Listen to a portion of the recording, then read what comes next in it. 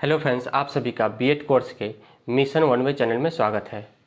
दोस्तों, BEd first year का काफ़ी कमेंट जो है आ रहा था कि सर वीडियो बनाइए फर्स्ट ईयर पे, तो हमने जो है शुरू किया कि फर्स्ट ईयर का जो है वीडियो टॉपिक पर बनाया जाए। इसलिए अब जो है लगातार फर्स्ट ईयर का ही वीडियो लाया जाएगा और सेकेंड ईयर का वीडियो जो है उसको भी दिया जाएगा, जिसमें आप प्ले लिस्ट में जाके देख सकते हैं। सेकेंड ईयर का जो है काफ़ी वीडियो दिया गया है और पेपर वाइज पेपर के साथ, ठीक है।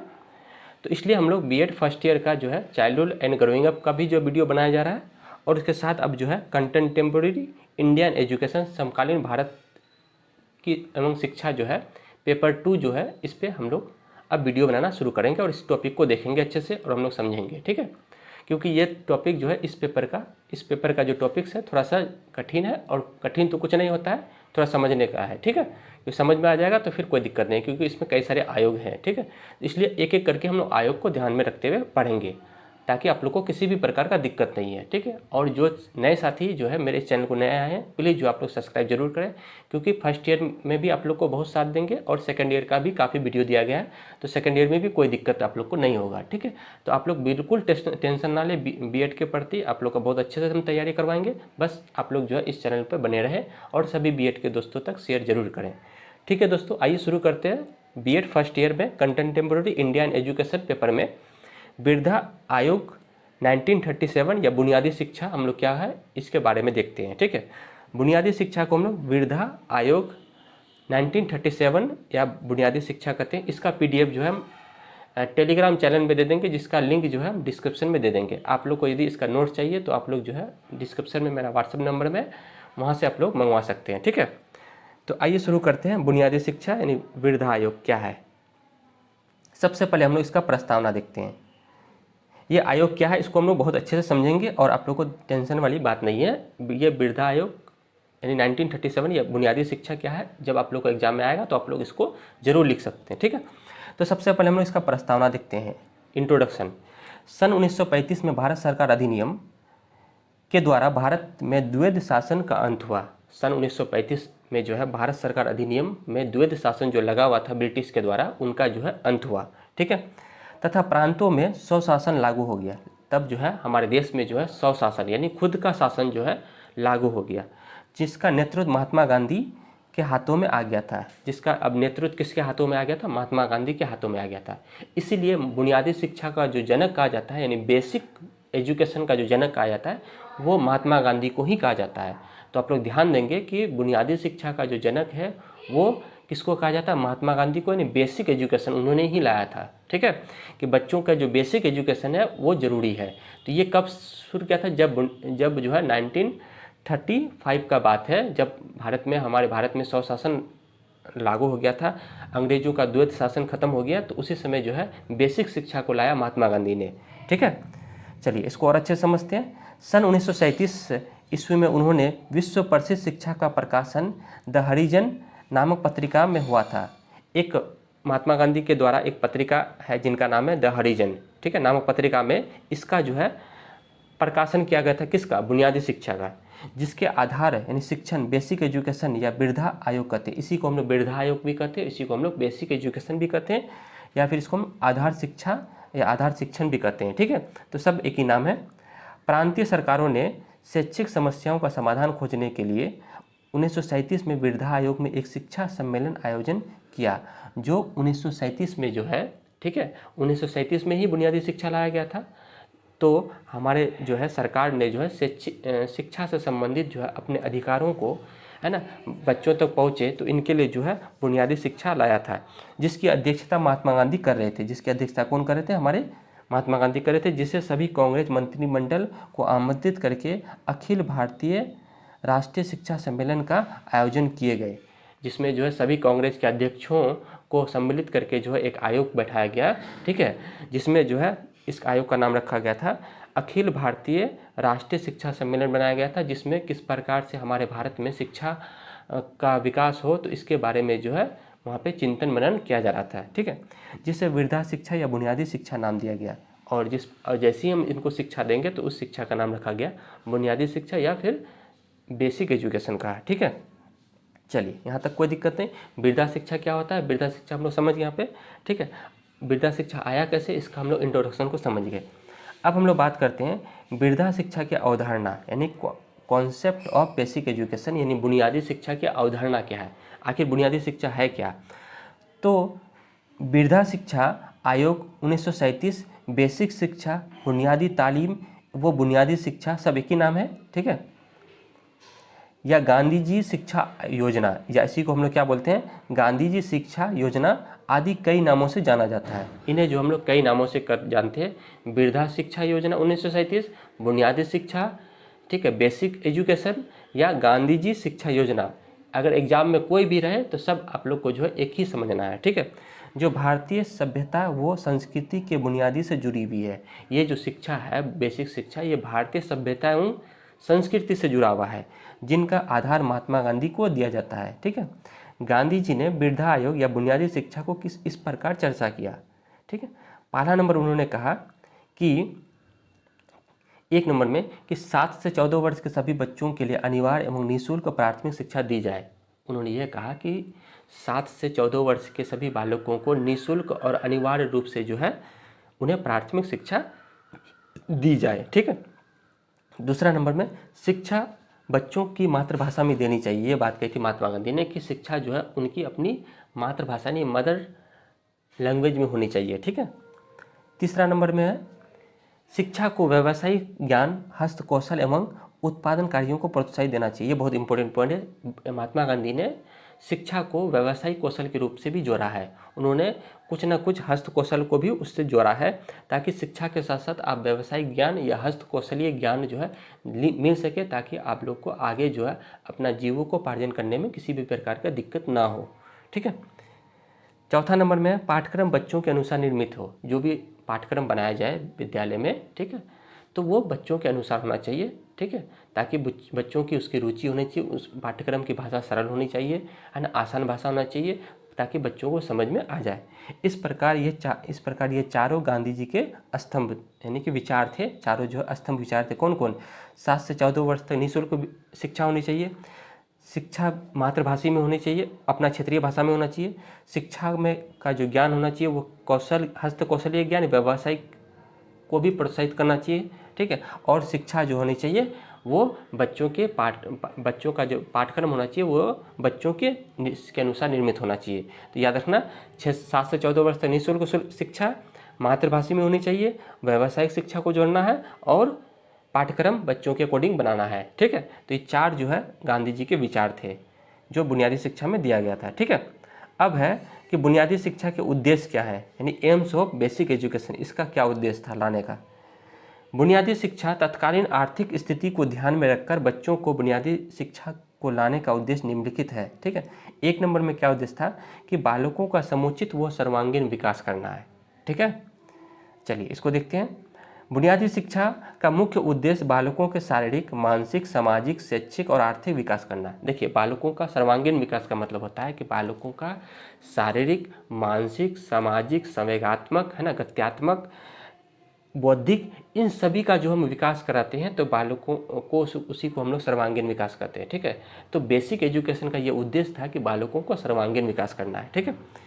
दूसरा नंबर में चारित्रिक एवं नैतिक विकास करना है, ठीक है, यानी कि उनका मॉरल डेवलपमेंट करना है, नैतिक विकास करना है, सही गलत की पहचान करवाना है।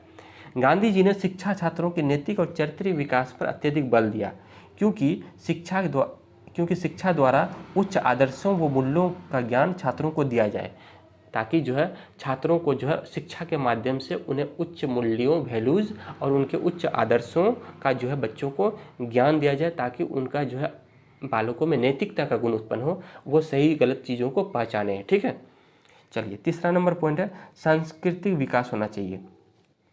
इनका उद्देश्य था कि सांस्कृतिक विकास होना चाहिए। बुनियादी शिक्षा का मुख्य उद्देश्य यह है कि बच्चों को अपनी सामाजिक संस्कृति का विकास करना है। बच्चों को जो अपनी सामाजिक संस्कृति को छोड़ना नहीं है, उनको अपने सामाजिक संस्कृति का विकास करना है, जो हमारी धरोहर है, जिससे हम उन्हें भारतीयों की भावना का विकास हो सके। इसी सामाजिक संस्कृति के द्वारा जो है उनमें भारतीयों का क्या होना चाहिए, विकास होना चाहिए, ठीक है।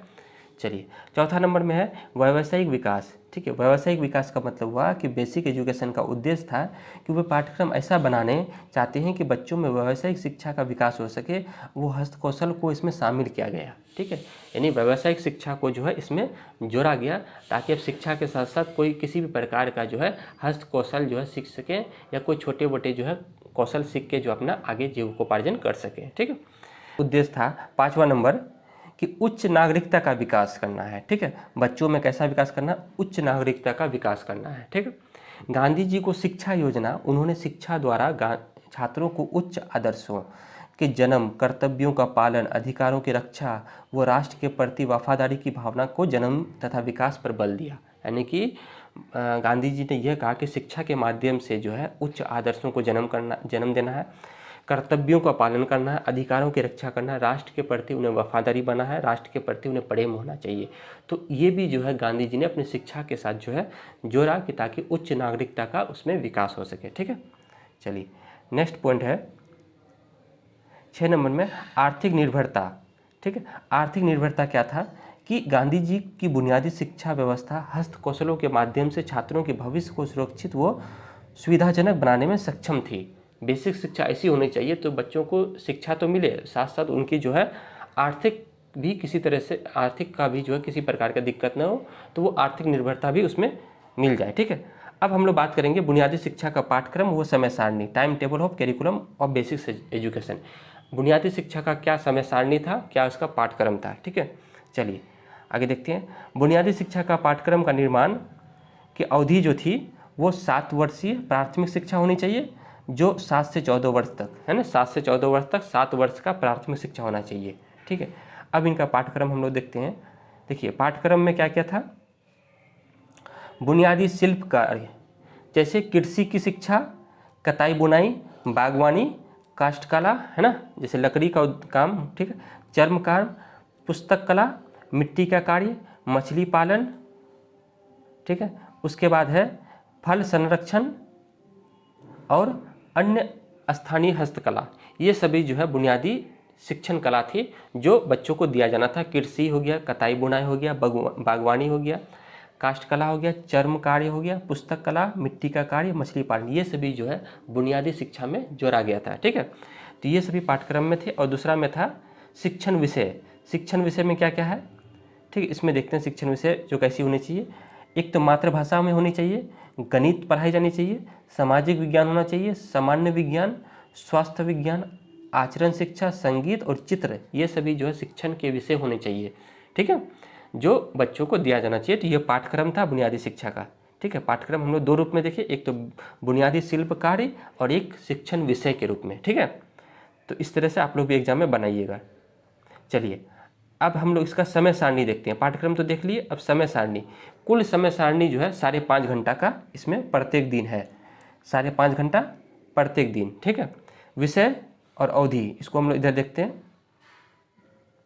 देखिए विषय में क्या क्या है, बुनियादी शिल्प, मातृभाषा, गणित व संगीत, सामाजिक अध्ययन व सामाजिक विज्ञान, शारीरिक शिक्षा, मध्यावकाश, ठीक है। बुनियादी शिक्षा आपका 3 घंटे और 20 मिनट का होगा, मातृभाषा 40 मिनट, गणित और संगीत 40 मिनट, सामाजिक अध्ययन व सामाजिक विज्ञान 30 मिनट का होना चाहिए, ठीक है। उसके बाद है शारीरिक शिक्षा 10 मिनट और मध्यावकाश 10 मिनट का होना चाहिए। अगर हम सबको जोड़ें तो 5 घंटा 30 मिनट जो है ये कुल प्रत्येक दिन जो है ये बुनियादी शिक्षा का पाठ्यक्रम था, ठीक है। चलिए यहाँ तक कोई दिक्कत नहीं, इसका पाठ्यक्रम हम लोग और समय सारणी को देख लिए। अब हम लोग बात करेंगे बुनियादी शिक्षा की विशेषताएं, कि बुनियादी शिक्षा की क्या विशेषता है। कैरेक्टरिस्टिक्स ऑफ बेसिक एजुकेशन, बुनियादी शिक्षा की क्या विशेषताएं थी, ठीक है। कोई भी पॉइंट इसमें छूटेगा नहीं, आप लोग बेफिक्र होकर जो है इसको समझिए। बुनियादी शिक्षा बस इतना समझिए कि महात्मा गांधी ने बच्चों को बुनियादी शिक्षा लाया ताकि जो है वो अपने आप में आत्मनिर्भर बन सके, ठीक है। चलिए इसका विशेषता था कि 7 से 14 वर्ष के बच्चों को अनिवार्य और निःशुल्क शिक्षा देनी चाहिए, ठीक है। चलिए दूसरा नंबर में था राष्ट्रीय शिक्षा नीति NEP, नेशनल एजुकेशन पॉलिसी का पालन करना चाहिए, ठीक है। शिक्षा का माध्यम मातृभाषी होनी चाहिए, बुनियादी शिल्प कौशलों का विकास होना चाहिए, छात्रों को आत्मनिर्भरता बनाना है, छात्रों के नैतिक व चारित्रिक विकास में सहायक होना चाहिए, छात्रों के उच्च आदर्शों को मानवीय मूल्यों का विकास कराना है। ये इनकी जो विशेषताएं थी जो लगभग 7 पॉइंट हम लोग बनाए हैं, ठीक है। फिर अब हम लोग बात करते हैं बुनियादी शिक्षा के गुण, ठीक है। इसके क्या गुण थे? मेरिट्स ऑफ बेसिक एजुकेशन, बुनियादी शिक्षा के गुण। बुनियादी शिक्षा के गुण निम्नलिखित हैं। पहला नंबर में है कि मनुष्यों का सर्वांगीण विकास कराना है, ठीक है। बुनियादी शिक्षा का ये गुण था कि बालकों का यानी मनुष्यों का सर्वांगीण विकास करना है, ठीक है। इसको हम लोग समझ गए सर्वांगीण का मतलब क्या होता है। बच्चों में आत्मनिर्भर योजना बनाना है, ठीक है। तीसरा नंबर गुण था कि 7 से 14 वर्ष के बच्चों को निःशुल्क और अनिवार्य शिक्षा यानी फ्री यानी निःशुल्क मतलब कोई शुल्क नहीं होना चाहिए और अनिवार्य उनके लिए वो जरूरी है वो शिक्षा देना है, ठीक है। चौथा नंबर में पॉइंट है, इनका गुण था कि उपयुक्त शिक्षण विधि का प्रयोग करना चाहिए। जो भी बच्चों के लिए साधारण से साधारण शिक्षण विधि हो उनका प्रयोग करके जो है बच्चों को शिक्षा देनी है। शिक्षा का माध्यम जो होना चाहिए वो मातृभाषा में होना चाहिए, उसका अपनी स्थानीय भाषा होना चाहिए, उसकी अपनी भाषा में होनी चाहिए। बालकों का श्रेष्ठ नागरिक बनाना है और नागरिक राष्ट्रीय शिक्षा योजना पर बल देना है, NEP शिक्षा पर बल देना है। ये जो है बेसिक शिक्षा की जो है गुण था, ठीक है। अब है बुनियादी शिक्षा के कुछ दोष भी निकले हैं जिसको हम लोग देखते हैं। डिमेरिट्स ऑफ बेसिक एजुकेशन, बुनियादी शिक्षा के दोष है ना। बुनियादी शिक्षा के दोष जो है निम्नलिखित है। एक नंबर में ये था, ये एक अपूर्ण योजना थी। बुनियादी शिक्षा जो है एक क्या थी? पूर्ण योजना नहीं थी, अपूर्ण योजना थी। कैसे था अपूर्ण, इसको देखते हैं। क्योंकि इसमें केवल ग्रामीण आवश्यकताओं को ध्यान में रखा गया था। ये एक ऐसी शिक्षा थी जो केवल ग्रामीण बच्चों को ही ध्यान में रखकर ये शिक्षा बनाई गई थी। नगरीय आवश्यकताओं को उपेक्षित कर दिया गया था। इसमें नगरीय व्यवस्थाओं को जो है इसमें नहीं जोड़ा गया था, यानी नगरीय व्यवस्थाओं के बच्चों के लिए जो है ऐसी व्यवस्था नहीं की गई थी। तो ये शिक्षा जो थी वो अपूर्णीय माना जाता है, इसमें दोष था, ठीक है। ये नेक्स्ट है, इसमें परंपरागत विषयों की उपेक्षा की गई है। देखिए बुनियादी शिक्षा में परंपरागत विषयों को जोड़ा गया है, जैसे संस्कृति, कला है ना, सामाजिक संस्कृति, धरोहर, इन सभी चीज़ों को इसमें जोड़ा गया है, जो आज के ज़माने में इन चीज़ों को जो है अब धीरे धीरे खत्म किया जा रहा है, ठीक है। टेक्नोलॉजी को नहीं जोड़ा गया इसमें, तत्कालीन शिक्षा को जो है इसमें नहीं जोड़ा गया है। तो ये जो है परंपरागत विषयों को इसमें जोड़ा गया, जो कहीं ना कहीं शिक्षा के लिए ठीक नहीं था, ठीक है। तीसरा नंबर में प्राथमिक शिक्षा के बच्चों को हस्तकौशलों की शिक्षा प्रदान करने का सुझाव व्यर्थ था। यदि हम प्राथमिक उम्र के बच्चों को, प्राथमिक उम्र का मतलब हुआ कि 7 से लेकर 14 वर्ष के बच्चों को अगर हम व्यावसायिक शिक्षा देते हैं तो कहीं ना कहीं समय की बर्बादी है, क्योंकि उतना कम उम्र में बच्चों को व्यावसायिक शिक्षा ग्रहण नहीं कर सकेंगे। इसमें समय एवं कच्चे माल की बर्बादी है। इसमें हम जो समय देंगे या फिर जो भी उसको हम प्रैक्टिस करवाएंगे उसमें जो उनकी वो बर्बादी है, ठीक है। तो ये जो है इनका दोष था बुनियादी शिक्षा की, प्राथमिक स्तर पर जो है व्यावसायिक शिक्षा को ना जोड़ा जाए, क्योंकि उस समय जो बच्चों का क्या होता है, खेलने कूदने का उम्र होता है, तो वो व्यावसायिक शिक्षा में किस प्रकार से वो शिक्षा ग्रहण करेंगे, ठीक है। ये योजना व्यवहारिक रूप से काल्पनिक थी। ये योजना जो है एक काल्पनिक योजना थी व्यवहारिक रूप से, ठीक है। चलिए 5वां नंबर में था कि इस योजना में छात्र छात्राओं को स्वाध्याय का बहुत कम अवसर प्राप्त हुआ था। इसमें यह था कि इसमें बच्चों को खुद का जो है अवसर नहीं मिलता था, वो जो है जो कम अवसर इन्हें प्राप्त थे, ठीक है। 6 नंबर में है, इसमें केवल प्राथमिक शिक्षा पर ध्यान केंद्रित किया गया। इसमें जो ये है इसमें केवल प्राथमिक शिक्षा पर ही ध्यान केंद्रित किया गया और माध्यमिक और उच्च माध्यमिक शिक्षा को जो है इसमें ध्यान केंद्रित नहीं किया गया। माध्यमिक और उच्च माध्यमिक शिक्षा को स्वयं का पर कोई सुझाव नहीं दिया गया, ठीक है। चलिए लास्ट में हम लोग इसका निष्कर्ष को देखते हैं, ठीक है। निष्कर्ष ये है कंक्लूजन में कि अतः हम कह सकते हैं कि वास्तव में बुनियादी शिक्षा व्यवस्था सैद्धांतिक रूप से अत्यंत उपयुक्त थी, किंतु व्यवहारिक रूप से ये एकदम असफल योजना रही। देश की स्वतंत्रता के उपरांत भी बेसिक शिक्षा राष्ट्रीय शिक्षा में विद्यमान रही। बेसिक शिक्षा जो है राष्ट्रीय शिक्षा योजना में विद्यमान नहीं थी, जो 1968 में लाया गया था, ठीक है। यद्यपि इस उनमें व्यापक रूप से परिवर्तन किया गया, जो कोठारी आयोग 1966 में बेसिक शिक्षा के कार्यानुभव को अपने प्रतिवेदन के स्थान दिया और बुनियादी तालीम या बेसिक शिक्षा को पूर्ण रूप से लागू नहीं किया गया। अब देखिए बुनियादी शिक्षा जो था उसको फिर वो क्या किया गया, कोठारी आयोग में दे दिया, जो हम लोग आगे वीडियो में देखेंगे। कोठारी आयोग 1966, ठीक है, 1966 में कोठारी आयोग को लाया गया था और उसमें जो है उसको जोड़ कर जो है बुनियादी शिक्षा को जोड़ कर जो उसमें कमी रह गया उसको उसमें जोड़ कर जो है फिर राष्ट्रीय शिक्षा नीति NEP है ना, राष्ट्रीय शिक्षा नीति 1968 को लाया गया था, जिसके उस समय अध्यक्ष थे इंदिरा गांधी किए थे, ठीक है। तो उम्मीद करते हैं आप लोग को जो है ये बेसिक एजुकेशन जो था, ये बुनियादी शिक्षा आप लोग को बहुत अच्छे से समझ में गया और इसी को फिर जो है राष्ट्रीय शिक्षा नीति 1968 में जोड़ा गया था, ठीक है। तो फिर हम लोग इसी तरह से मेरे चैनल पर बने रहे दोस्तों, और फिर हम लोग आगे इसी तरह पे हर एक टॉपिक पे जो एक एक वीडियो बनाते जाएंगे ताकि आप लोग का जो है चैप्टर कवर हो जाएगा। ठीक है दोस्तों, इसी तरह से मेरे चैनल पर बने रहें और बीएड के दोस्तों तक शेयर जरूर करें। फिर हम लोग नए वीडियो में नए टॉपिक के साथ मिलते हैं, तब तक के लिए धन्यवाद।